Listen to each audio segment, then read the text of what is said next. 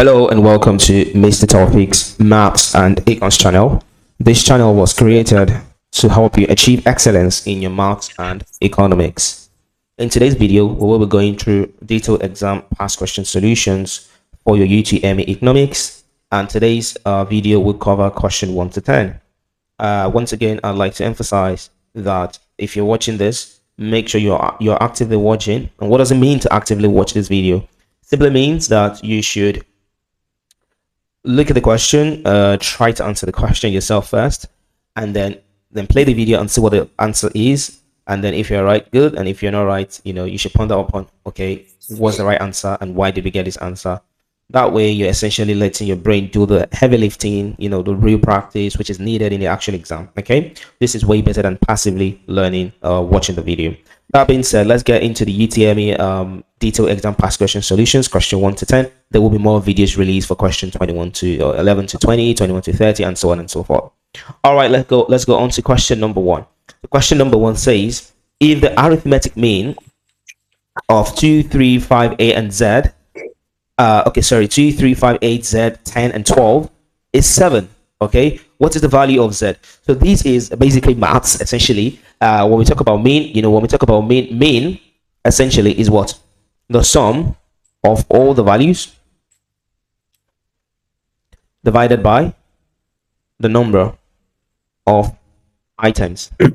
Okay, so in this context, we have the values that we have are 2 plus 3 plus 5 plus 8 plus 7 plus 10 plus 12, all divided by how many items that we have. So 1, 2, 3, 4, 5, 6, 7. So we have 7 items, and we were told that 7, okay, the mean of all these 7 items is basically 7. So this is equal to 7, which is the mean. Mathematical way to write your mean is sum of x, sum of all items divided by n. So that being said, we know this is going to be Z equals to add everything together here. So 2 plus 3, 5, 5 plus 5, 10, 10 plus 8, 18, 18 plus 20, 28, and 28 plus 12. That should be 40. So 40 plus Z is equal to over 7 is equal to 7, which is the mean. So mathematically, we know the next step is to cross multiply. The denominator multiplies the numerator there, and then the denominator here multiplies the numerator there. So we're going to have 7 times 7 to be equal to 1 times 40 plus Z. So 49 is equal to 40 plus Z. And then you move the 40 to the other side. So 49 minus 40 is equal to Z. So basically 9 is equal to Z, or we can say Z is equal to 9. So this is the answer to question number 1. And if we check, that is option D. All right, that being said, let's go straight on to question number 2. The most important function of agriculture to the Nigerian economy is A, the guarantee of food security, technical skill development, technological development, industrial development. So this is a funny question because everything seems like the functions of agriculture to the Nigerian economy, but there's an underlying word that needs to be, we need to be careful about. The question says the most important, right? The most important function. So the most important function. So we need to be careful. So what is the most important one? The most primary one, okay, of agriculture in the Nigerian economy. So if you look at all this option, the one that looks like a life-threatening function, that if this function is not there, the country cannot function as a nation, is the first one, which is what? The guarantee of food security, right? The guarantee of food security is the most important function of agriculture to the Nigerian economy, because when you have food, then every other thing can function. Technical skill development, perhaps, maybe, not exactly, but maybe. Industrial development, yes, that's very important. We know we need that agriculture for industrial development. Cement and all these industries definitely need agricultural produce to continue to function.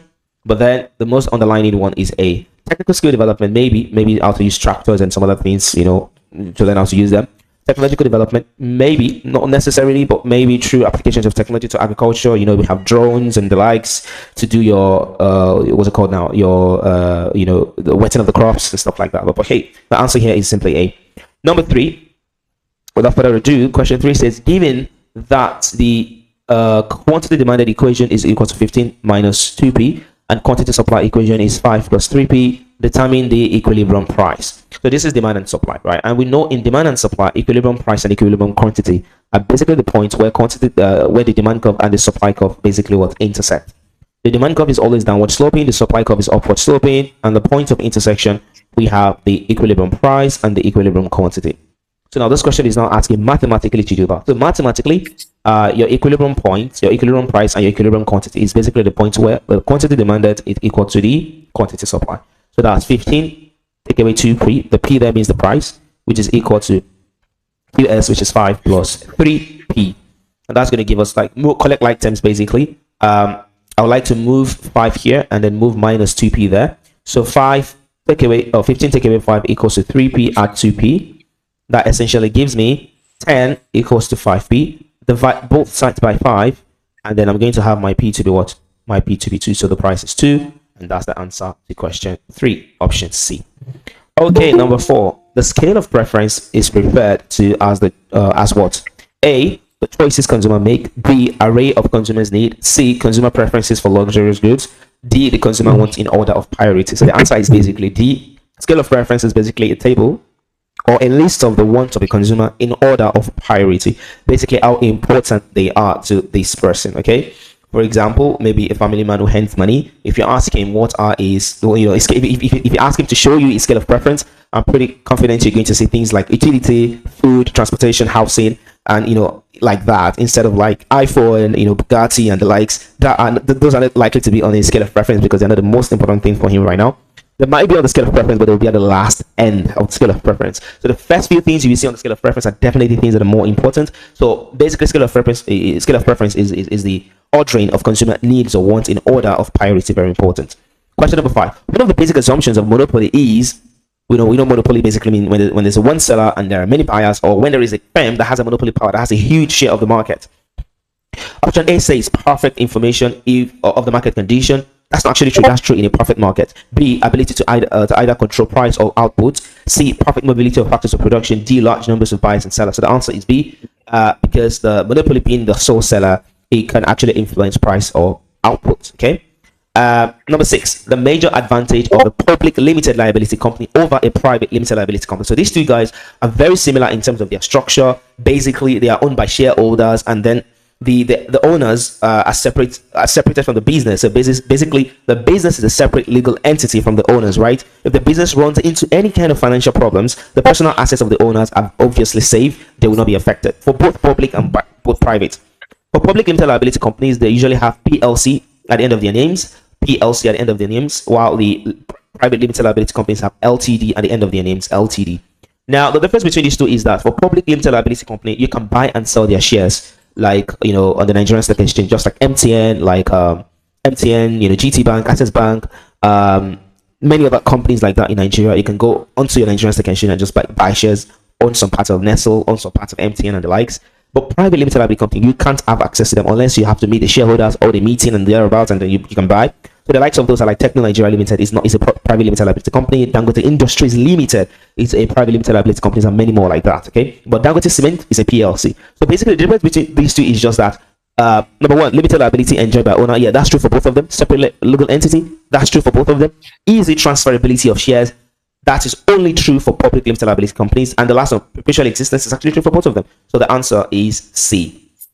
Okay, well, that's clear. I hope you're enjoying this because I am loving this. All right, number 7. I hope this is warming you up to perform excellently well in your UTME. Number 7. The main activity of the upstream sector in Nigeria is A, marketing of petroleum products. B, distribution of petroleum products. C, extraction of crude oil.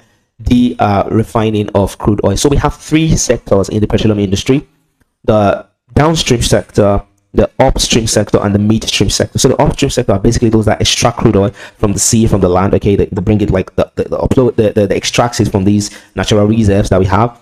Then the midstream sector is basically the transporting and the refining of these oil, from the point of extraction down to the refinery, and then transporting them to the fuel stations where you and I go to buy this fuel, right? This petrol. So, and the downstream sector are basically these fuel stations that are selling to us. They're the ones selling to us. That's the downstream sector. So basically, we can see here that the answer to this question is obviously C, because that's the extraction of what?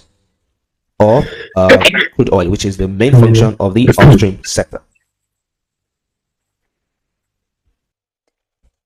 All right, question number 8. The natural growth of population is calculated as, that's very simple. It's just the birth rate take away the death rate. Okay, the birth rate take away the death rate. That's excuse me, that's the opposite. So I meant the birth rate take away the death rate, which is option D. But there's the formula for growth rate, right? The growth rate of population is actually the birth rate, take away the death rate, add the net migration, okay? Net migration. But when the question now says the natural growth of population, when the question says the natural growth of population, we're just talking about the birth rate, take away what? Take away the death rate, okay? That's why the answer is D.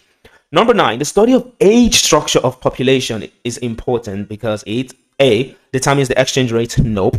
B, provide the government with statistics on prevailing interest rates, nope. C, reveals the cost of living, nope. D, provides the government with statistics on present size of labor force, that's correct. Option D is the answer. Why is it the answer?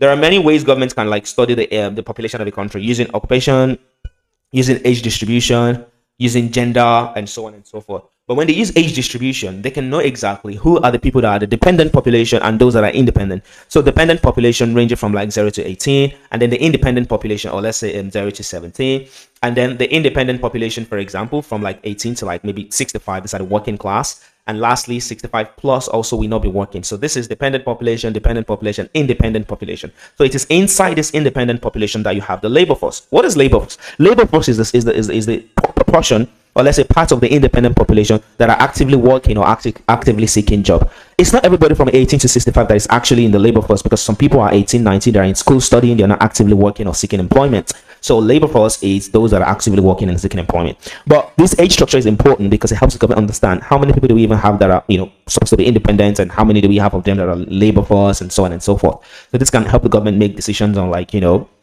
support programs, relief packages, pension schemes, and so many other things like that. All right, question number 10, which is the final question. Woohoo, this is on demand. Whoa, the biggest topic in economics. If the demand for palm oil is for the purpose of soap production and cooking, then demand is said to be what? So competitive demand, no. Complementary, let me see. Palm oil is for the purpose of soap production and cooking. Okay. The demand is said to be complementary. Nope. Composite. Yes. Derived demand. No. The answer is C. And why is the answer C? The answer is C because we know that when a commodity is demanded for two or more purposes, okay, then we know it's a composite demand. Do you understand? Soap production and cooking, then demand is said to be composite. Basically, it looks like derived demand, but not essentially in this case. A derived demand is when there is a demand for a factor input because of the demand for the the product. For example, if there is demand for electric vehicles, there will be more demand for electric vehicle engineers. There will be more demand for cobalt that are used to make the batteries, and so many other things like that. So, but in this context, the demand for palm oil for more than one purpose is basically a composite demand. Okay. Competitive demand is when two things are like in competition, they are substitute of one another. For example, Pepsi and Coca-Cola and the likes, Techno and Infinix, Glo and Airtel, and so on and so forth. B, complementary. This is when two things are demanded and they are used together. If you demand for a car, you have to buy petrol. If you buy what else? If you buy phone, you literally have to buy a recharge card. Same, they're complementary. If you buy what else? If you buy a laptop, you have to buy a laptop bag, and so on and so forth. But composite demand is when one commodity is what is demanded for more than one purpose, right? All right, so that would be we're going to stop here for the first 10 questions, and watch out for the next video to see the next 10 questions you don't want to miss out, because this is definitely for you to help you smash your UTME Economics with confidence. I'm Mr. Taofeek once again, and make sure you share this with your friends so they can also benefit and also get that confidence to score high marks. I look forward to seeing you again in the next video. Bye for now. Thank you for watching.